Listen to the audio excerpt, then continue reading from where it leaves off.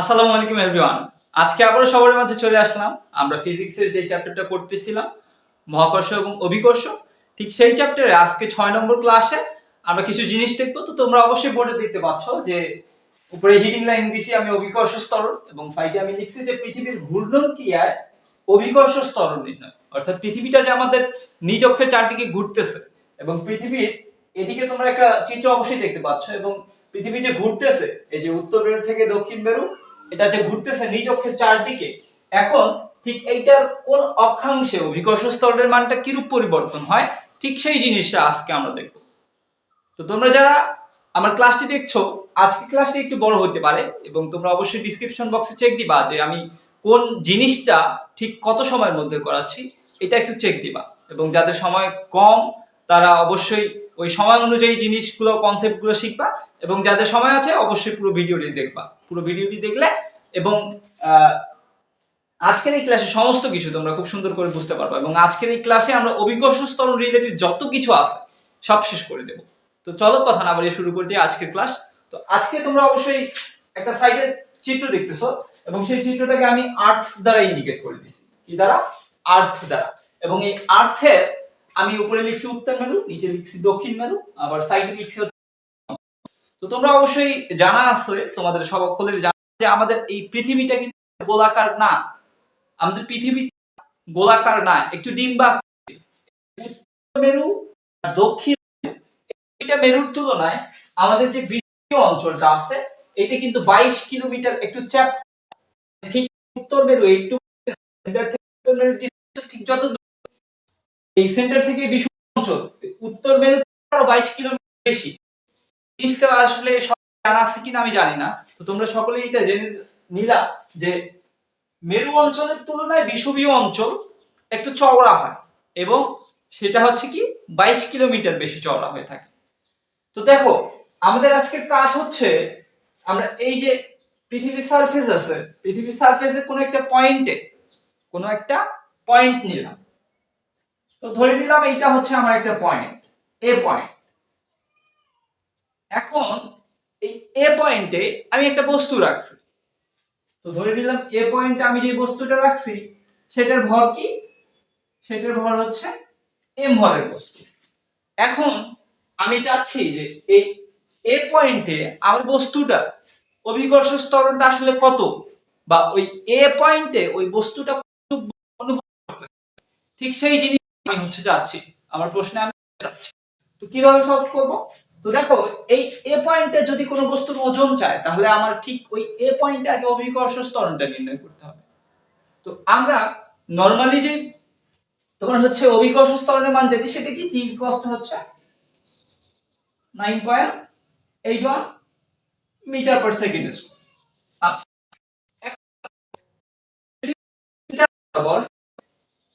তো দেখো যেহেতু পৃথিবীর নিজ অক্ষের এই আর দক্ষিণ এই থাকা বস্তুগুলো বাদে এই বাকি বস্তু অনুভব করবে যে সে একটা বৃত্তাকার পথে ঘুরতেছে। কি বললাম? যেহেতু পৃথিবীর নিজ অক্ষের চারদিকে ঘুরতেছে, সুতরাং ওই দুই বস্তু দুইটা ছাড়া যতগুলো বস্তু আছে সবাই তারা বৃত্তাকার পথে ঘুরতেছে। তো এইখানে যদি আমি এই এম ভরের বস্তুটা রাখি, এই এম ভরের বস্তুটা কিন্তু অনুভব করবে যে আমি ঠিক এই যে বৃত্তাকার পথে আমি ঘুরতেছি। এখন সেই পথের ব্যাসার্ধটা কিন্তু আসবে আর। কি আসবে? এটাকে আমি চিহ্নিত করে দিলাম স্মল আর দ্বারা। তো আবার কি আমরা জানি যে পৃথিবীর ব্যাসার্ধ ক্যাপিটাল আর, এইটুক থেকে এইটুক ডিসটেন্স, তাই তো? এখন আমি যে বস্তুটা যেখানে রাখছি সেইটাও তো কি আমার আর না? তার মানে কি আমি ও পয়েন্ট দিলাম, তার মানে ও এর দৈর্ঘ্যটা কত? ও এর দৈর্ঘ্যটাও কিন্তু আর। এখন তুমি বিষুবীয় অঞ্চলে এটাকে থিটা ইকুয়ালস টু 0 ডিগ্রি ধরে নাও, থিটা বা ল্যামডা যাই মনে করো। তো দেখো বিষুবীয় অঞ্চল থেকে ল্যামডা ডিগ্রি উপরের দিকে উঠছে কোন একটা বস্তু ওই যে এ পয়েন্টে। এখন এই ল্যামডা অক্ষাংশে মানে বিষুবীয় অঞ্চল থেকে ল্যামডা অক্ষাংশে যাওয়ার পর এই এ পয়েন্টে বস্তুটার অভিকর্ষ ত্বরণ কত?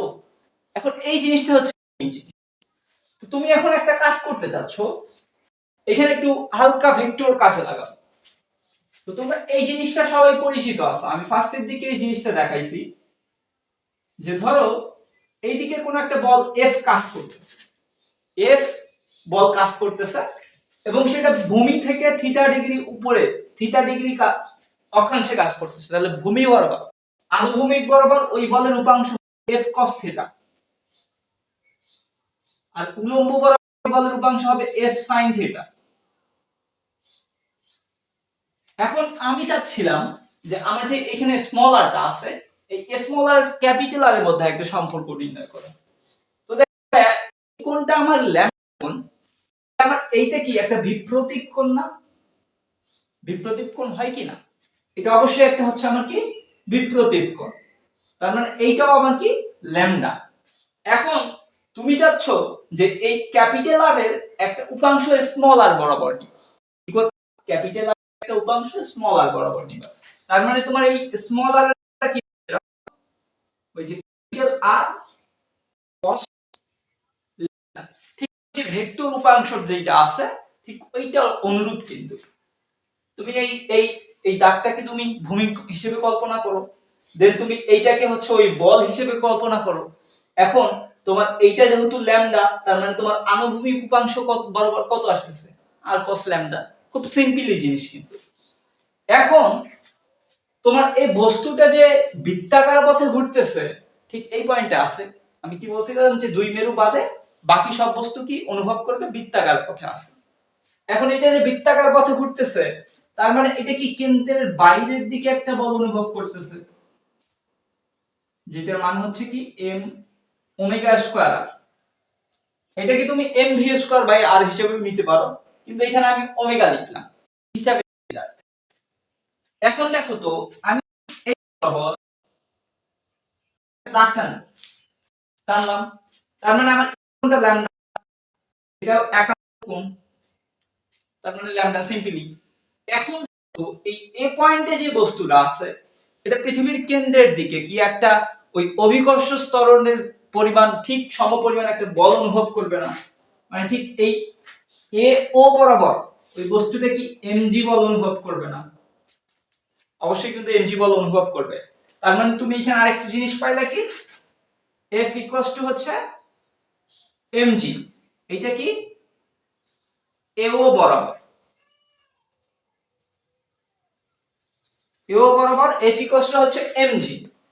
এখন তুমি চাচ্ছ যে এই এম ওমেগা স্কয়ার আর এইটার একটা উপাংশ ঠিক সমান নিয়ে যাওয়া, এইটাকে ল্যামডা ডিগ্রি কোণে ঘোরালে এইটার উপাংশটা কি হবে, এইটার উপাংশ তখন হবে এম ওমেগা স্কয়ার আর cos ল্যামডা। এটা কিন্তু কি তোমার কেন্দ্র বহির্মুখী বল বরাবর বস্তু, মানে তুমি এটাকে যদি এইদিকে একটা পয়েন্ট দাও তাহলে তুমি কি পাচ্ছ, এই যে এ ডি বরাবর এটা কি আচ্ছা এটা ল্যামডা ধরে নাও, কারণ অক্ষাংশ হচ্ছে তোমার ওইটার মান আসতেছে ভ্যালুটা, তার মানে কি এম ওমেগা স্কয়ার আর cos ল্যামডা, তাই তো? আচ্ছা এখন দেখো তো তোমার নিচের দিকে পৃথিবীর সেন্টার বরাবর একটা বল ক্রিয়া করতেছে, আবার পৃথিবীর হচ্ছে বাইরের দিকে বরাবর একটা হচ্ছে কেন্দ্র বহির্মুখী বল, সেটা একটা ক্রিয়া করতেছে। এখন তাহলে কি আর একটা অবশ্যই লব্ধি বল আছে না? অবশ্যই তো আছে, একটা নিচে আছে সেন্টার বরাবর, একটা আবার উপরের দিকে, তার মানে ওই বস্তুটা যে ওইখানে আটকায় আছে ভারসাম্য অবস্থায় আছে, তার মানে ওইখানে কি একটা লব্ধি বল আছে না? অবশ্যই লব্ধি বল আছে। ঠিক তুমি সেই লব্ধি বলটাকে এফ ড্যাশ, এটাকে কি ধরে নিলা এফ ড্যাশ, তার মানে তুমি একটা কাজ করতেছো যে ওই এফ ড্যাশটাকে তুমি এম জি ড্যাশ ধরে নিবে। তাহলে তুমি এটা দেখো যে এ পয়েন্টে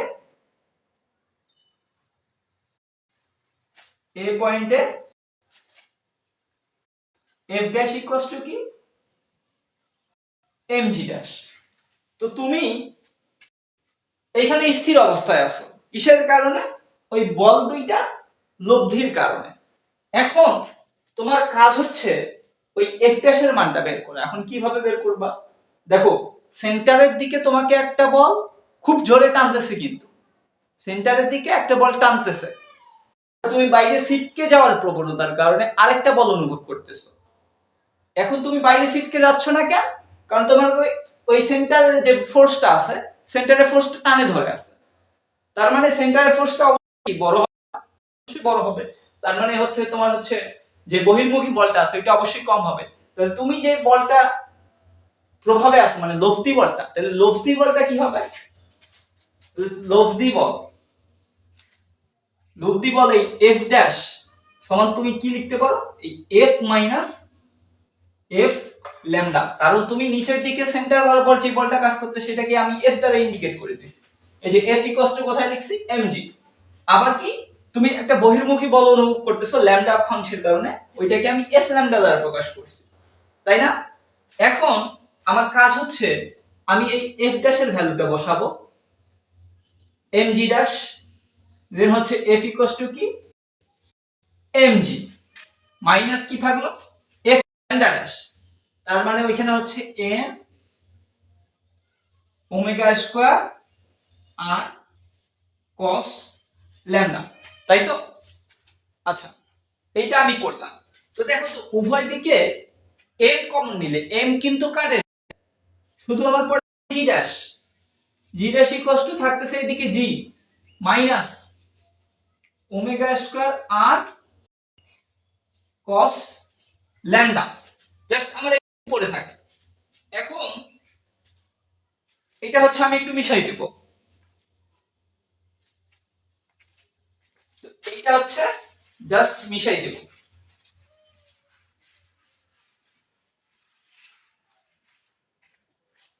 তো দেখো তুমি জি ড্যাশ পাইছো, তো এই জি ড্যাশটাকে তুমি বাইরে রাখে দাও, তাহলে তুমি এটা কি পাইলা? জি মাইনাস এখন ওমেগা স্কয়ার আর cos ল্যামডা। তুমি এই আর এর মানটা এখানে কি একটা পাইছিলা?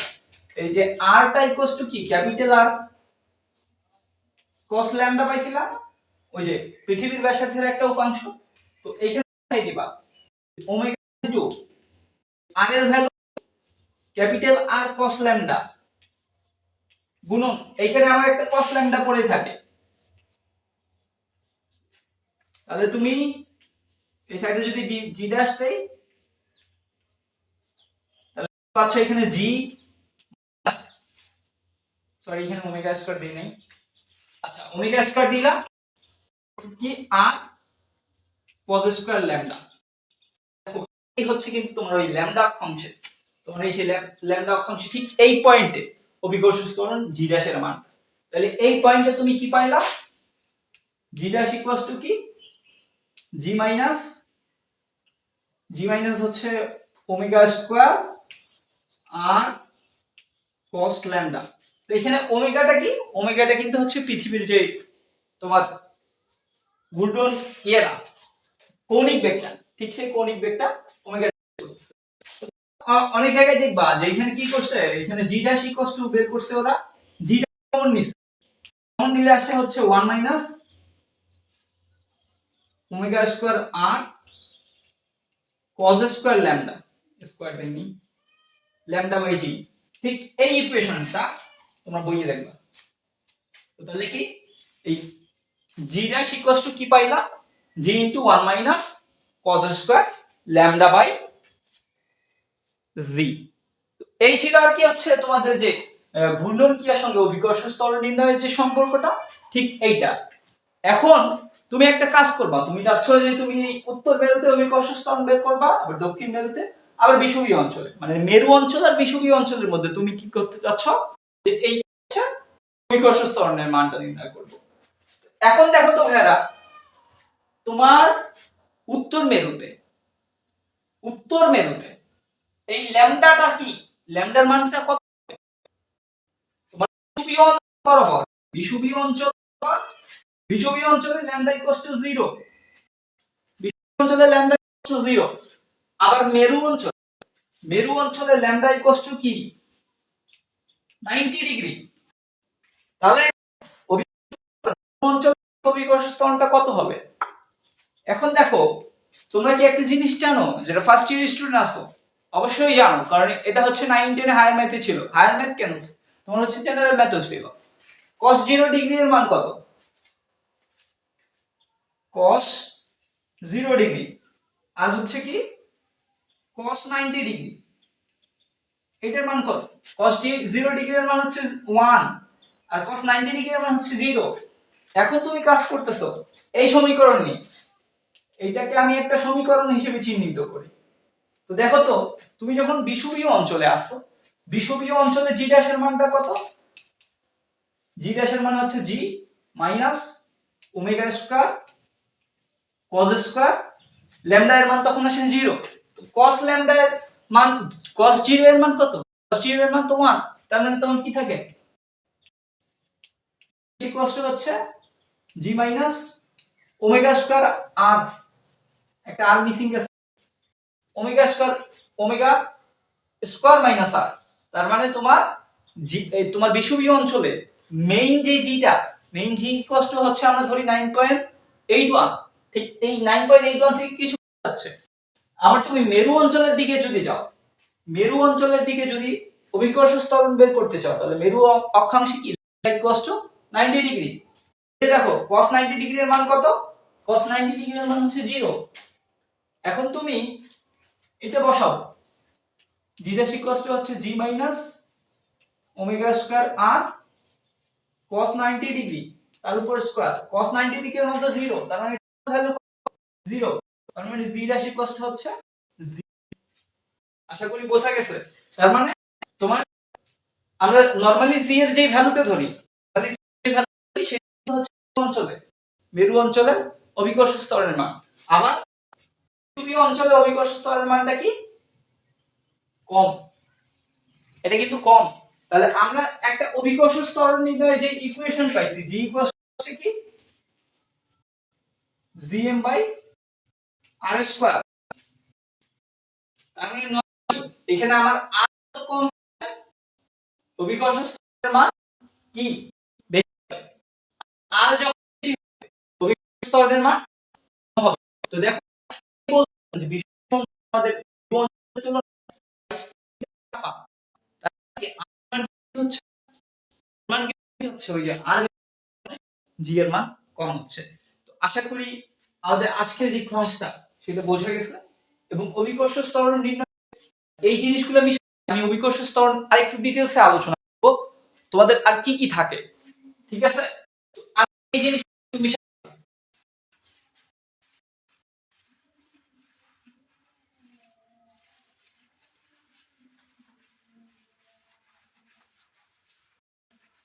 তো দেখো এই আমরা চিত্র থেকে এবং আমাদের প্রাপ্ত সমীকরণ থেকে এবং মানগুলো থেকে আমরা এই সিদ্ধান্ত উপনীত হইতে পারি যে আমাদের মেরু অঞ্চলে অভিকর্ষ ত্বরণের মান সর্বোচ্চ। কি বললাম? মেরু অঞ্চলে পয়েন্ট নাম্বার 1 লিখে দেই, মেরু অঞ্চলে জি সর্বাধিক। 2 নম্বর, বিষুব অঞ্চলে, বিষুব অঞ্চলে জি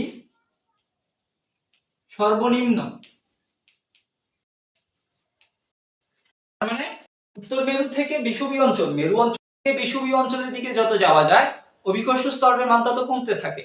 তাহলে তোমাকে একটা প্রশ্ন বলা হয় যে মেরু অঞ্চলে কোন বস্তুর ওজন সবচেয়ে বেশি হবে নাকি বিষুবীয় অঞ্চলের কোন বস্তুর ওজন সবচেয়ে বেশি হবে? তোমার উত্তরটা হবে অবশ্যই মেরু অঞ্চলে কোন বস্তুর ওজন সবচেয়ে বেশি হবে। তো দেখো নাম্বার পয়েন্ট কি বলতে পারি এর ক্ষেত্রে, এখন এই যে ওজনটা কিছু লিখতে ইচ্ছা করতেছে না, তোমরা একটু লিখে নিও যে মেরু অঞ্চলে কোন বস্তুর ওজন বেশি হয় এবং বিষুবীয় অঞ্চলে কোন বস্তুর ওজন কম হয়। আর পয়েন্ট পাই। আচ্ছা এবার আমরা একটু লেগ দেখব, জি এর লেগ, জি এর লেগ, ঠিক আছে? তো এইটাকে তুমি এক্স অ্যাক্সিস দিছো, কি দিলা? X Axis. দেন এইটাকে তুমি এটা পয়েন্ট। তো আমি ধরে নিই যে এটা আমাদের পৃথিবী, ঠিক আছে? তো ধরে নাও এটা কি আমাদের পৃথিবী। এখন ঠিক এই বরাবর, এই যে এই বরাবর তুমি কি পৃথিবীর ব্যাসার্ধ, তাই না? তো দেখো তো, পৃথিবীর ব্যাসার্ধ থেকে নিচের দিকে যদি যাওয়া যায়, পৃথিবীর ব্যাসার্ধ থেকে নিচের দিকে যদি যাওয়া যায়, তাহলে আমরা অভিকর্ষ ত্বরণের মানটা কি জানি? g g' g into 1 minus h/r। তার মানে এখান থেকে তুমি এইটা লিখতে পারো যে g' প্রপোর্শনাল টু, মানে g' সমানুপাতিক এই r। আবার একটা জিনিস, তোমরা কি পৃথিবীর সারফেস থেকে উপরের দিকে যাও, তখন g এর সমীকরণ কি লেখো? g হচ্ছে কি gm/r²। তার মানে r² বা d², তুমি এখানে d² দাও, কারণ যত উপরের দিকে যাচ্ছ। তাহলে তুমি এখানে লিখতে পারো যে g প্রপোর্শনাল টু 1/d²। দেখো, যখন আমি সেন্টার থেকে পৃথিবীর ব্যাসার্ধ বরাবর যাচ্ছি, আমার অভিকর্ষ ত্বরণটা কি উচ্চতা সমানুপাতিক। তার মানে সমানুপাতিক যদি হয়, তাহলে এর লেগটা 1/d মূল বিন্দুগামী হবে। তারপর তুমি যখন পৃথিবী পৃষ্ঠে পৌঁছায় যাওয়ার পর তোমার দেখো এই জি এর সঙ্গে সম্পর্কটা, ওইদিকে দেখা যাচ্ছে কিনা জানি না, তো জি এর সঙ্গে সম্পর্কটা g প্রপোর্শনাল টু কি 1/d²। মানে d যত বাড়বে g এর মান তত কমবে। তার মানে তুমি পৃথিবীর সারফেস থেকে যত সামনের দিকে যাবা, এটাকে তুমি d কল্পনা করে নাও, এই দিক বরাবর হচ্ছে তোমার d বা h।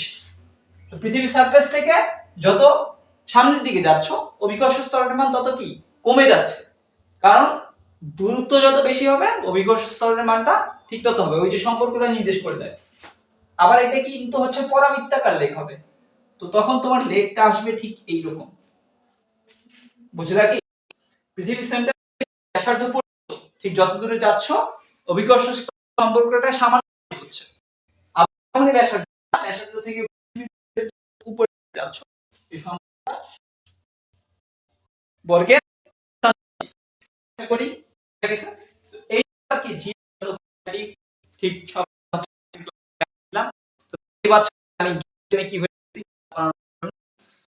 সকলকে এত সাথে যুক্ত ছিল, এবং তোমরা অবশ্যই আমার এই ঘামের মূল্য হিসেবে আমার চ্যানেলটাকে তোমরা হচ্ছে সাবস্ক্রাইব করে দিবে, এবং যারা ফেসবুক পেজ থেকে দেখতেছো অবশ্যই ভিডিওটাকে ফলো দিয়ে দিবে, এবং তোমাদের বন্ধুদের সাথে আমার ভিডিও শেয়ার করে দিবে। ভিডিও আর কেমন লাগলো অবশ্যই কমেন্ট করে দিবা। তোমাদের বুঝতে সমস্যা হচ্ছে কিনা সেটাও কমেন্টে জানাবা, আসলে আমি বুঝাই দেব। তো ধন্যবাদ সকলকে এতক্ষণ থেকে আমার সাথে যারা যুক্ত ছিলে। আজকের ক্লাস এ পর্যন্তই। আল্লাহ হাফেজ।